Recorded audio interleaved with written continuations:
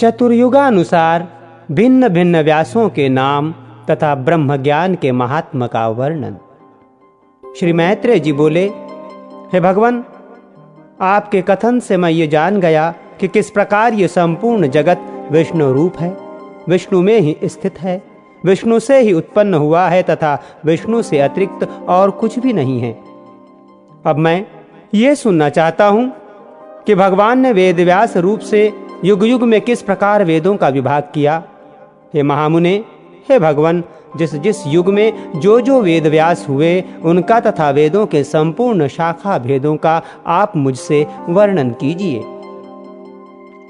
श्री पराशर जी बोले, हे मैत्रेय, वेद रूप वृक्ष के सहस्रों शाखा भेद हैं, उनका विस्तार से वर्णन करने में तो कोई भी समर्थ नहीं है, अतः संक्षेप से सुनो। हे महामुने, प्रत्येक द्वापर युग में भगवान विष्णु व्यास रूप से अवतीर्ण होते हैं और संसार के कल्याण के लिए एक वेद के अनेक भेद कर देते हैं। मनुष्यों के बल, वीर्य और तेज को अल्प जानकर वे समस्त प्राणियों के हित के लिए वेदों का विभाग करते हैं। जिस शरीर के द्वारा वे प्रभु एक वेद के अनेक विभाग करते हैं, भगवान मधुसूदन की उस मूर्ति का नाम वेद व्यास है। हे मुने, जिस जिस मनवंतर में जो जो व्यास होते हैं और वे जिस जिस प्रकार शाखाओं का विभाग करते हैं, वो मुझसे सुनो। इस व्यवस्था मनवंतर के प्रत्येक द्वापर युग में व्यास महर्षियों ने अब तक पुनः पुनः 28 बार वेदों के विभाग किए हैं। हे साधु श्रेष्ठ, जिन्होंने पुनः पुनः द्वापर युग में वेदों के 4-4 विभाग किए हैं, उन 28 व्यासों का विवरण सुनो। पहले द्वापर में स्वयं भगवान ब्रह्मा जी ने वेदों का विभाग किया था। दूसरे द्वापर के वेद व्यास प्रजापति हुए। तीसरे द्वापर में शुक्राचार्य जी और चौथे में बृहस्पति जी व्यास हुए तथा 5वें में सूर्य और 6ठे में भगवान मृत्यु व्यास कहलाए। 7वें द्वापर के वेद व्यास इंद्र, 8वें के वशिष्ठ, 9वें के सारस्वत और 10वें के त्रिधामा कहे जाते हैं। 11वें में त्रिशिक, 12वें में भरद्वाज, 13वें में अंतरिक्ष और 14वें में वर्णी नामक व्यास हुए। 15वें में त्रयारुण, 16वें में धनंजय, 17वें में कृतुजन्य और तदनंतर 18वें में जय नामक व्यास हुए।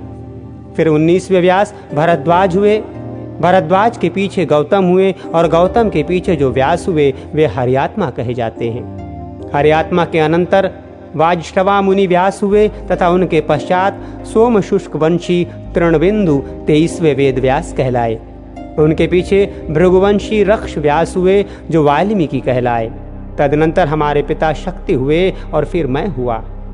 मेरे अनंतर जातुकर्ण व्यास हुए और फिर कृष्ण द्वैपायन। इस प्रकार ये 28 व्यास प्राचीन हैं। इन्होंने द्वापरादि युगों में एक ही वेद के 4-4 विभाग किए हैं।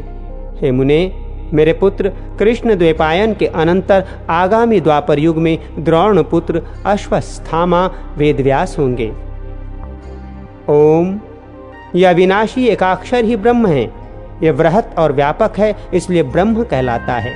भूर्लोक, भुवरलोक और स्वरलोक, ये तीनों प्रणवरूप ब्रह्म में ही स्थित हैं तथा प्रणव ही ऋक्, यजुः, साम और अर्थर्व रूप हैं। अतः उस ओमकार रूप ब्रह्म को नमस्कार है, जो संसार के उत्पत्ति और प्रलय का कारण कहलाता है तथा महतत्व से भी परम गुह्य सूक्ष्म है। उस ओमकार रूप ब्रह्म को नमस्कार है, जो अगाध, अपार और अक्षय है, संसार को मोहित करने वाला तमोगुण का आश्रय है तथा प्रकाशमय सत्वगुण और प्रवृत्ति रूप रजोगुण के द्वारा पुरुषों के भोग और मोक्ष रूप परम पुरुषार्थ का हेतु है, जो सांख्य ज्ञानियों की परम निष्ठा है, शम दमशालियों का गंतव्य स्थान है, जो अव्यक्त और अविनाशी है तथा जो सक्रिय बाह्य होकर भी सदा रहने वाला है, जो स्वयंभू, प्रधान और अंतर्यामी कहलाता है तथा जो अविभाग, दीप्तिमान, अक्षय और अनेक रूप है और जो परमात्मा स्वरूप भगवान वासुदेव का ही रूप प्रतीक है। उस ओमकार रूप परम ब्रह्म को सर्वदा बारंबार नमस्कार है। ये ओमकार रूप ब्रह्म अभिन्न होकर भी अकार, उकार और मकार रूप से 3 भेदों वाला है ये समस्त भेदों में अभिन्न रूप से स्थित है, तथापि भेद बुद्धि से भिन्न भिन्न प्रतीत होता है।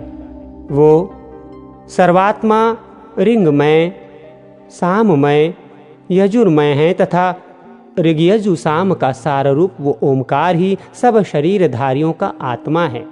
वो वेदमय है, वही ऋग्वेदादि रूप से भिन्न हो जाता है और वही अपने भेद रूप को नाना शाखाओं में विभक्त करता है तथा वो असंग भगवान ही समस्त शाखाओं का रचयिता और उनका ज्ञान स्वरूप है।